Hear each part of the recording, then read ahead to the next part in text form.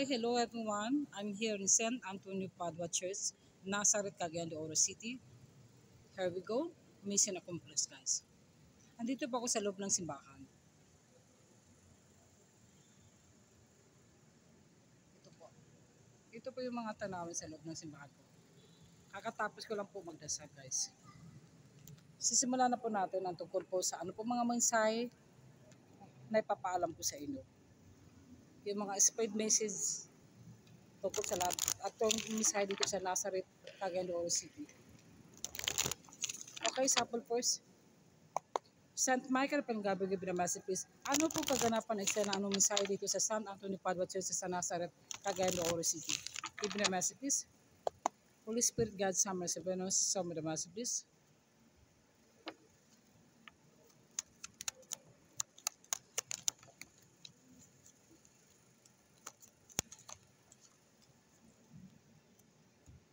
Here we go. Knight of Swords. Parang sobrang stress ito sa naranasan dito sa Nazareth. Past life na nangyari po na may calamities are near. Po dito ay ito ay nagkaroon ng flash flood. Sana po sa lahat ng mga tao dito sa Nazareth lang, sa buong bayan ng Cagayan de Oro, sa city, at sana ay kayo ay manalangin at huwag makalimot sa panalangin sa ating Panginoon. At sana ay magkumpisal, magconfession, magsimba. At hindi po lahat ng tao nagsisimba dito nakapag-concentrate. Parang na-change ito ng policy ng simbahan. Kaya ang mga tao nawawala ng gana at hindi na gaano nagsisimba. May nagsisimba nga naman pero hindi gaano devoted. At hindi yung spiritual healing nila, yung sa puso nila, parang nawala sila ng gana dito. At hindi sila makatulog, nagkakaroon ng anxiety, depression. Parang may problema ito sa lugar ng Nazareth. Kasi lagi itong nababaha, flash flood. So lahat mo nang nakatira dito sa View, sana po ay magdasal lang po at manalangin at magiging ng kapatawaran kung anumang kasalanan natin buhay dito sa mundo. At sana po ay ito po, the Ten of Cups. At may magkakaroon to ng family gatherings, wedding.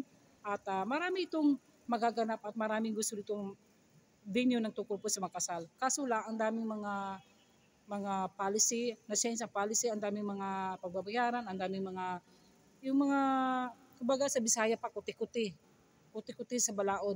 Sabihin na lang natin, daming mga policy na susunurin at kailangan ganun talaga. Na-change talaga yung ano nila policy dito. Ito naman, the Ace of Swords, kailangan palaban din tayo. At kailangan ipaglaban natin kung ano dapat.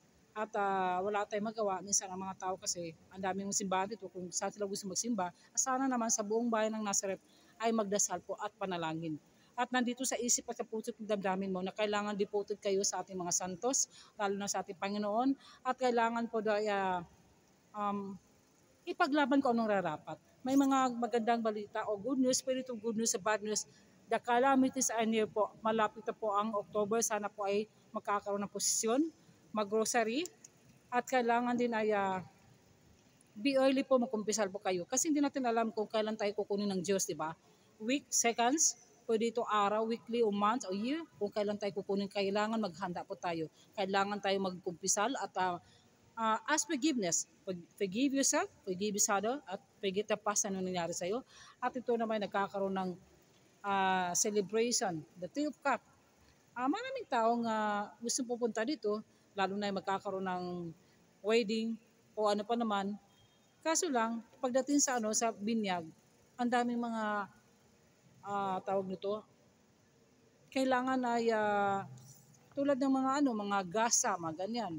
Kailangan mapamimber ka pa, ang daming babayaran, ibang ninong-ninang. Ang daming, kasi tulad ng sinasabi ko kanina, ang dami kasing bubuntuin tungkol sa mga policy po. Na sensya to, hindi tulad noon na easy lang. At ito yung kadalasan sa mga tao, ang daming mga balita mo na maririnig at tungkol po nagrereklamo tungkol po sa pag-iiba ng mga policy sa simbahan. Yun lang po. At sana ay magdasal at magtiwala sa sarili, magtiwala sa ating Panginoon at wag mawala ng pag-asa. Kayo pagbibiyaan na pagpala ng ating Panginoon, sana magmatira naman kayo na magpamisa, mas o kaya naman ay pamisa ng mga kaluluwa. At some of you guys, bigyan ito ng halaga at bigyan ito ng pansin at maging connect kayo sa ating Panginoon. Yan lang po ang mga mensahe ko sa inyo. Sana ay ma-resonate po sa lahat. Thank you so much. Bye!